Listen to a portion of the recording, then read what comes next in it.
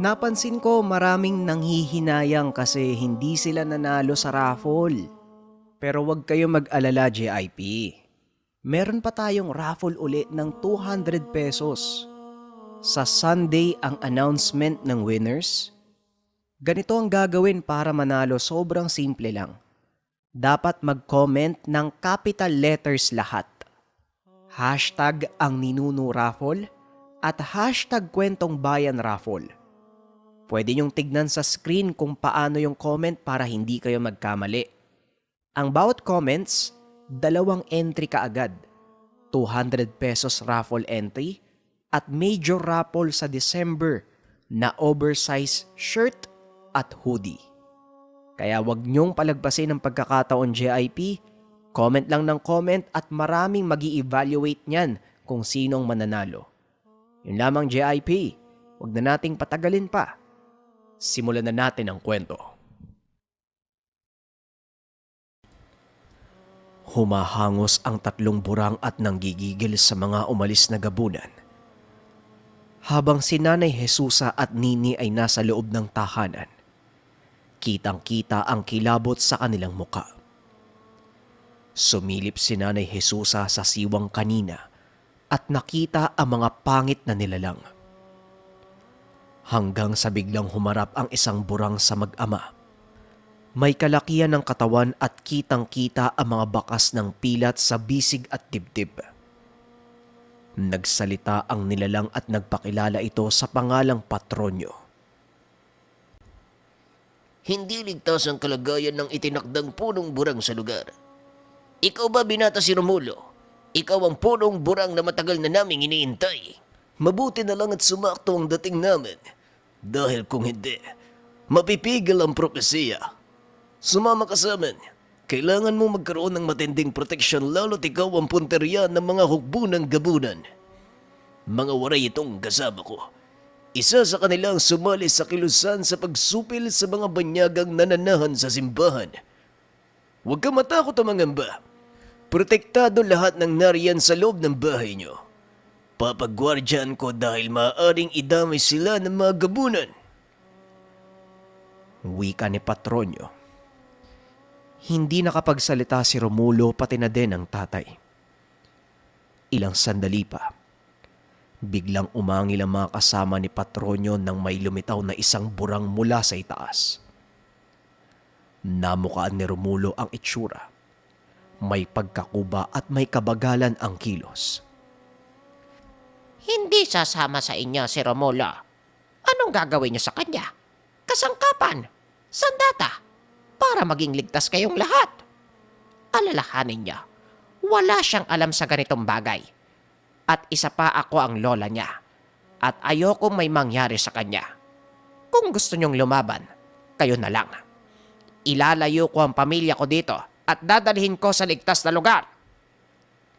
Wika ni Lola Celia. Naiintindihan ko ang pag-aalala mo. Ano bang ginawa mo noon? Hindi ba tumakas ka din kasama ang asawa mong tao? Anong nangyari? Nakaligtas ba kayo? Nasigurado mo ba ang kaligtasan ng pamilya mo? Ibinuwis ng ilan sa atin ang buhay nila dahil sa pag-aakalang natupad na ang propesiya sa anak mong kakasilang pa lang noon. Ang daming nasayang na buhay. Habang nasa kumbento ang anak mo, marami ang nasawing burang sa pagbabantay sa kanya. Pero ano?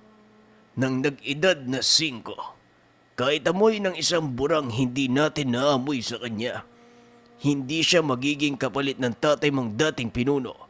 Kung hindi si Romulo. Kaya Celia, malalakas ang gabunan. Kahit nakakalipad tayo, hindi natin makakayanan sabayan ang lakas nila. Maliban na lang kapag magtutulungan tayo. Hindi lang gabunan ang kalaban natin, pati na rin ang mga banyagang sumakop sa bansa. Kailangan natin ng isang katulad ni Romulo. Wika ni Patronyo. Tama po siya, Lola. Dapat po magtulungan tayo. Naiintindihan ko po kung gaano nyo kami kamahal. Di ba ang sabi niyo po kahit malayo ang puso mo sa amin? Pero, hindi dapat maging makasarili, Lola. Marami ang nakasalalay na buhay kapalit lang ng buhay ko. Pasensya na po pero sumasang-ayon ako kay Patronyo. Pero kailangan mong tuparin ang mga sinabi mo, Patronyo. Babantayan ng ibang kalahi natin ang pamilya ko, kapalit ng pagsang-ayon kong sumama sa inyo. Tugon ni Romulo. Magsasalita pa sana si Celia, pero nakita niyang naglakad na ang binata papunta kay Patronyo habang nakatitig sa kanya at tumatango. Wala nang ibang pagpipilian si Lola Celia kung hindi ang sumang-ayon na lang. Habang si Tatay Miu naman, nagbungkahi na sasama din siya. Ngunit sinabihan siya ng anak na bantayan na lamang ang ina at kapatid. Mia, huwag kang mag-alala. Mula ngayon titira na ako kasama kayo. Tutuparin ko lang ang hiling mong wag na akong umalis. Patronyo, huwag niyong biglain ang apo ko o pilitin na maging ganap na burang. Kusayang lalabas sa katawan niya. Ituro mo na lang ang pamamaraan upang hindi siya mahirapan kapag nangyari na. Nagkakaintindihan ba tayo? Wika ni Celia. Makakaasa ka, Celia. Ikaw ang pinagmulan niya at rerespetuhin namin ang desisyon mo. Pero kailangan niyang maging mandarigba. Sige, Romulo, kumapit ka na. Aalis na tayo at pupunta sa lugar kung saan naroon ang pinanggalingan ng lahi mo. Walang sabi-sabi ay humawak si Romulo sa kamay ni Patronyo. Mabilis na lumundag at nagpahimpapawid. Hindi makapaniwala ang binata sa mga nakikita ng sandaling ito. Tinanaw niya ang bahay habang papalayo.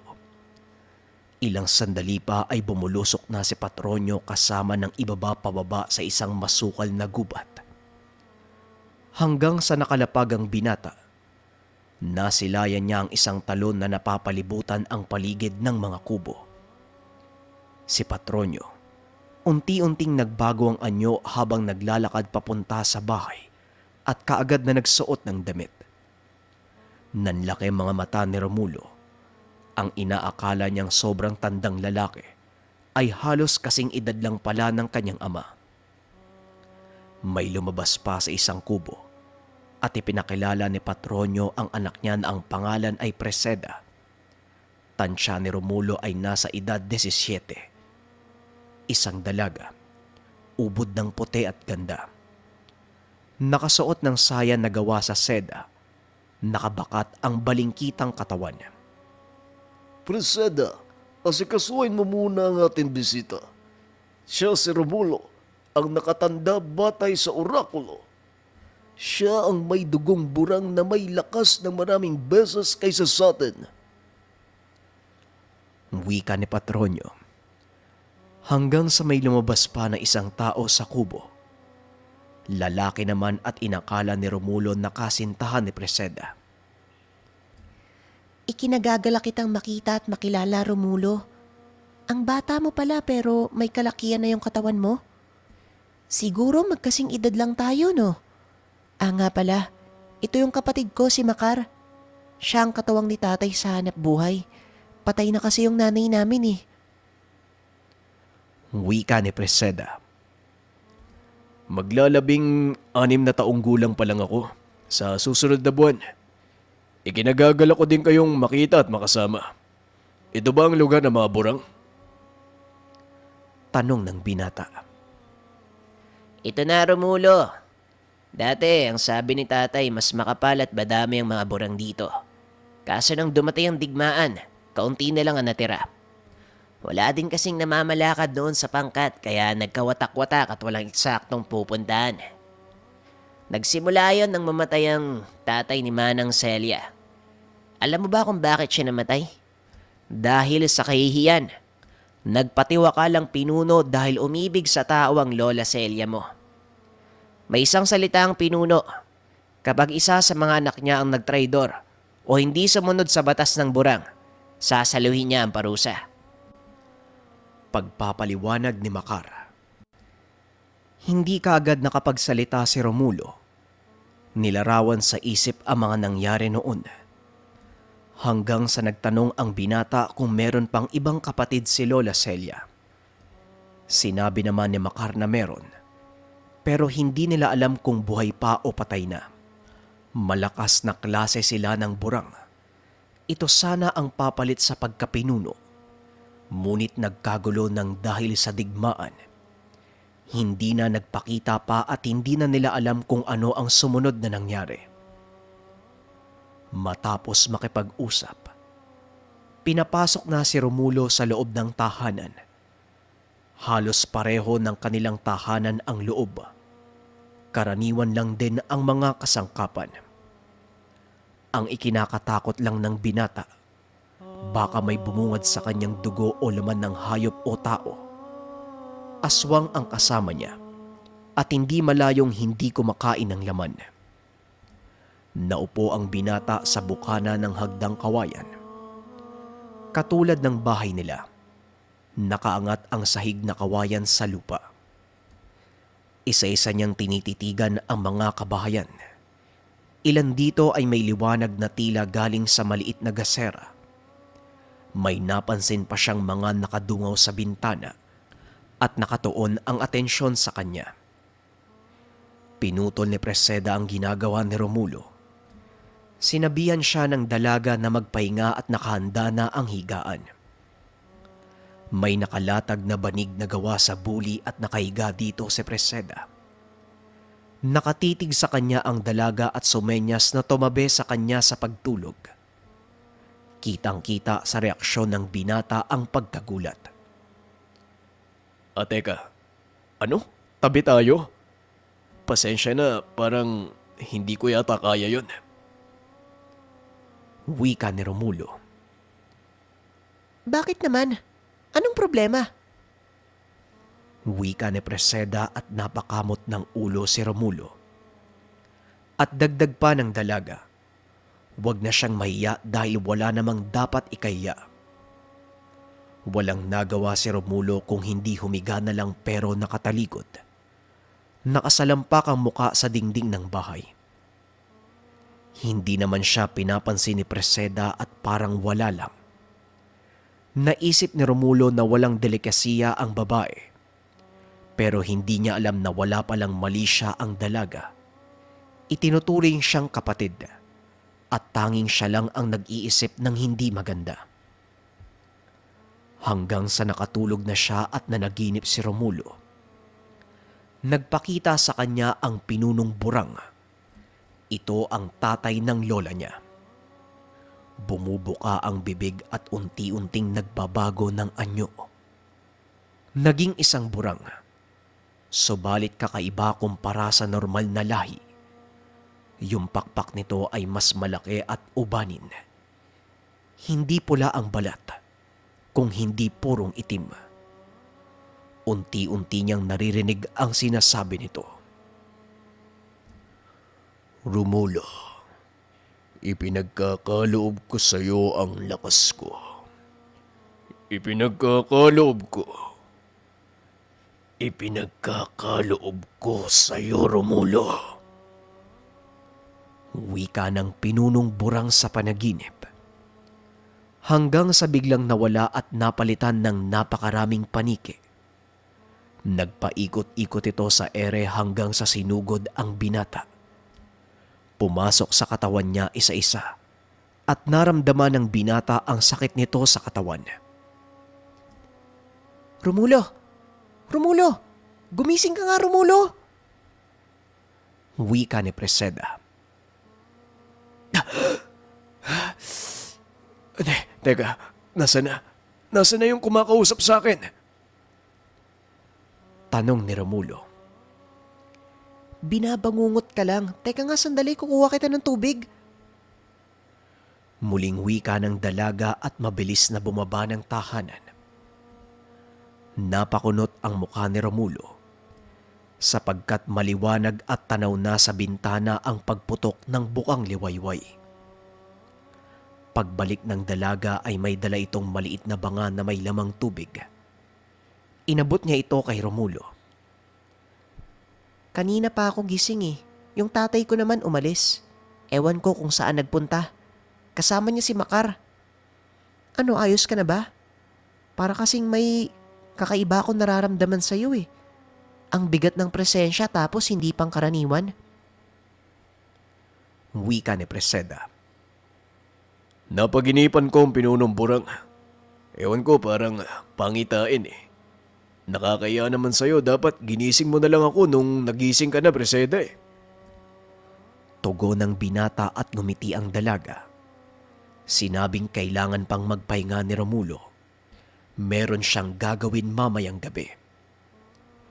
Napakunot naman ang mukha ni Romulo. Natanong kung ano ang sinasabi nito. Ang sabi ni Preseda, dadalhin siya sa puntod ng dating pinunong burang. At may isasagawa ang ama ngunit hindi sinabi kung ano ito. Maliban na lang sa alagaan siya at magpahinga upang maging handa ang katawan. Naging malaking katanungan kay Romulo ang binabanggit ni Preseda. Kasabay nito ang pangamba na baka isang malupit na pagsubok ang mangyari. Hindi na nagsalita pa si Romulo. Lumabas ng tahanan at mas nakita ng malinaw ang mga kabayan. Napakaganda ng talon. Nakaramdam ng lamig sa katawan ng binata at gusto niyang maligo doon. Nababalot pa ng hamog ang ibabaw na unti-unting nababasag sa pagtama ng malaispadang sinag ng araw. Maligo ka na sa talon. Alam kong yan naman yung gusto mo, Romulo eh. Aantayin na lang kita dito habang hinahanda ko yung agahan natin. Wika ni Preseda. Walang sabi-sabi ay kumaripas ng takbo ang binata papunta sa talon. Ngunit kaagad siyang napahinto dahil may napapansin siyang kakaiba sa sarili. Teka, bakit parang ang bilis ko naman yatang tumakbo? Sa layo mula sa bahay nila Preseda, ganun lang kadali para sa akin na makarating dito?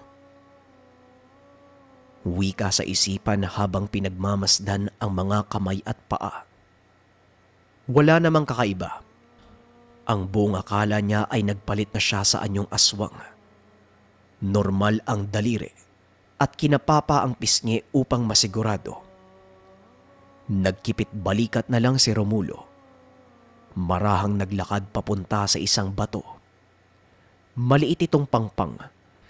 Tinanaw niya sa baba ang lagaslas ng tubig sa talon. Hanggang sa naghubad na siya ng damit at noong tatalon na sana, biglang may nagsalita.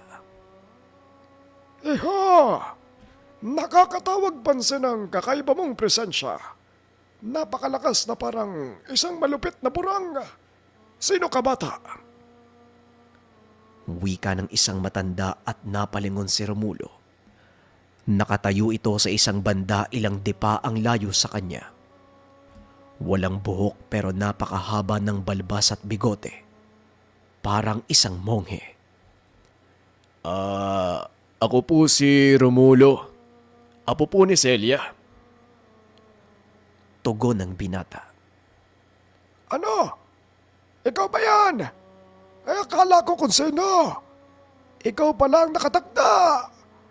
Pasensya na, iho. Nagulat lang ako. Nga pala, ako si Warleto.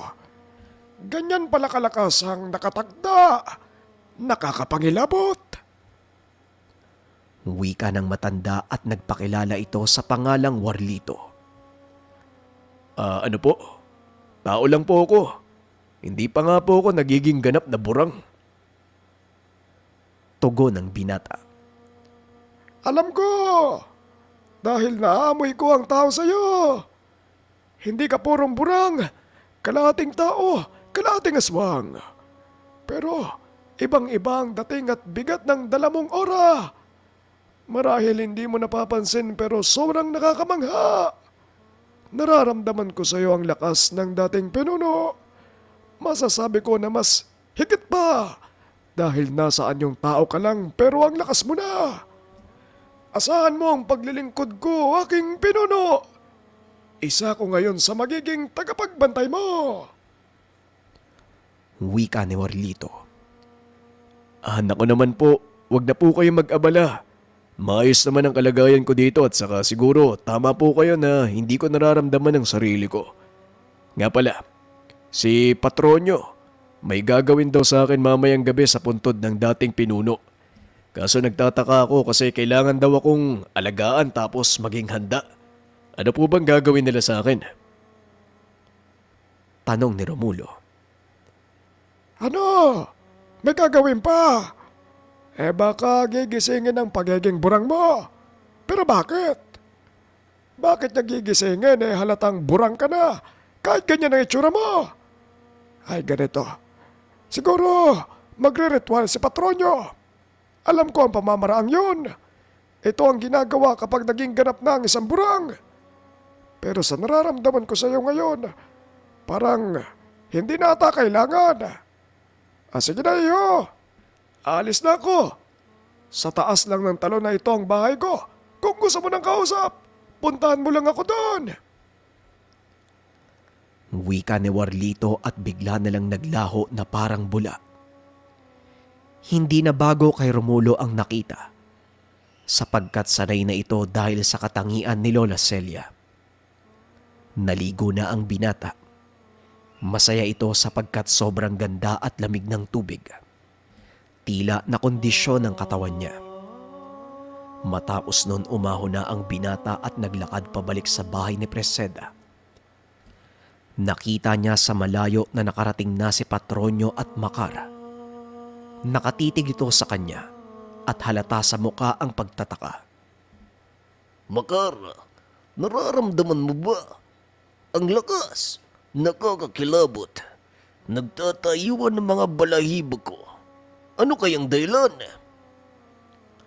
Wika ni Patronyo sa anak na si Makar. Hindi ko po alam, Tay. Di ba, hindi pa nagigising ang pagiging ganap niya. Kaya nga tayo nag-aasikaso dun sa puntod upang maihanda siya para mamayang gabi. Pero parang burang na siya, Tay. At oo, ang lakas kumpara sa iba. Maski sa'yo, Tay, mas malakas pa siya.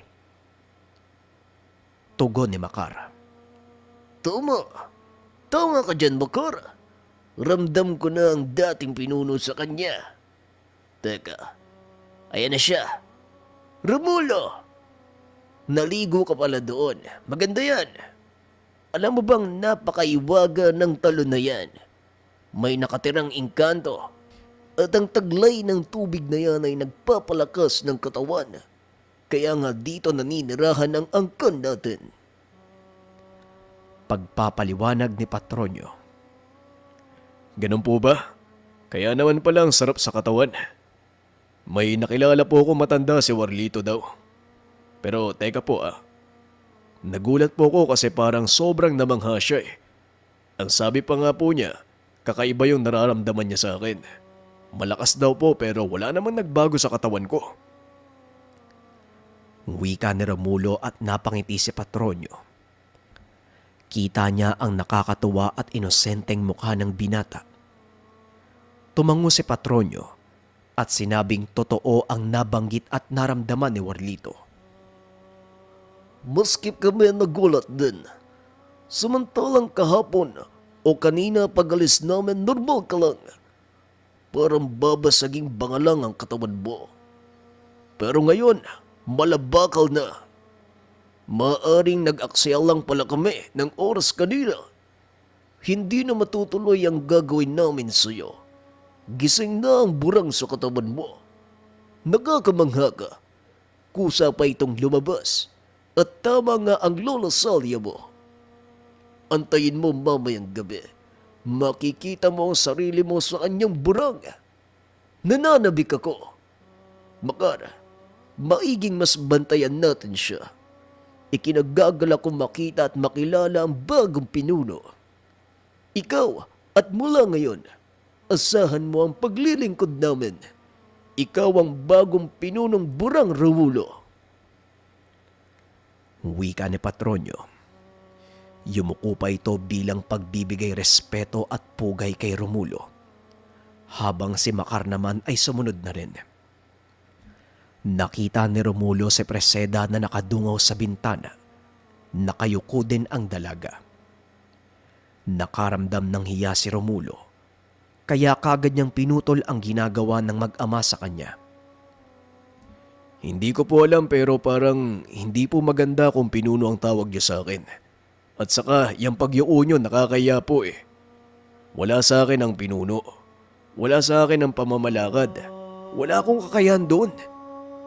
Mari po bang wag nyo na lang akong tawagin at itratong nakakataas? Patas lang po at parang kaibigan. Kayang makipagbiruan, harutan.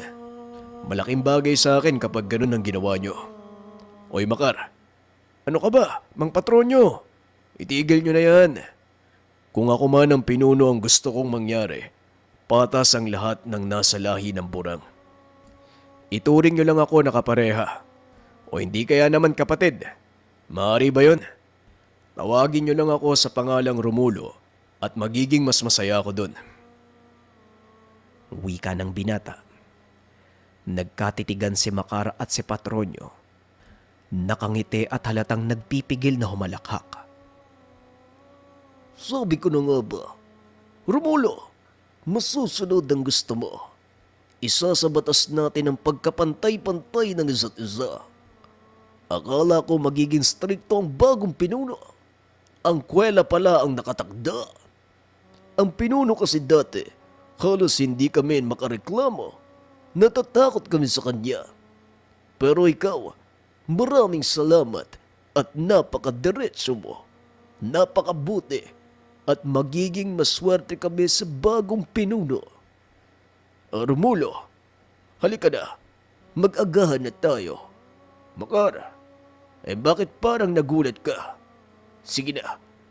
Mamaya ipapakilala ko na si Romulo sa buong angkan.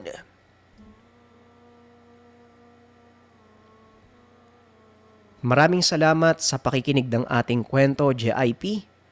Muli abangan natin ang susunod na episode ng ating kwento at huwag kalimutang mag-comment ng hashtag ang Ninuno Raffle at hashtag Kwentong Bayan Raffle para manalo ng 200 pesos at manalo ng hoodie at oversized shirt. Yun lamang, JIP. Maraming salamat. Paalam.